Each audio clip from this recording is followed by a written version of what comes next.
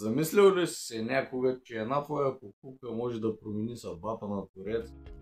За много от нас изкуството изглежда като нещо красиво, нещо, което просто украсява дома и носи настроение. Но за Твореца това е начин на живот. Това са часове, дни, понякога месеци труд, вдъхновение, съмнение и любов, вложени в една единствена творба. И знаеш ли кое е най-ценното? Не е само продажбата, а усещането, че някой е повярвал в него, че неговият труд има смисъл.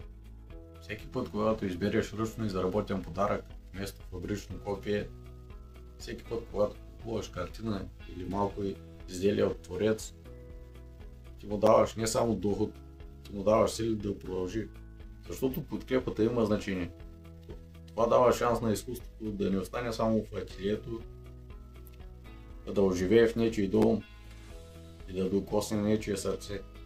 Творците създават света по-красив, по-смислен.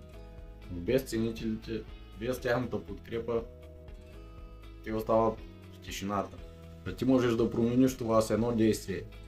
Покупка, споделяне, добра дума. Изкуството оцелява, когато ние го подкрепяме. И когато подкрепим Твореца, ние всъщност подкрепяме самите себе си.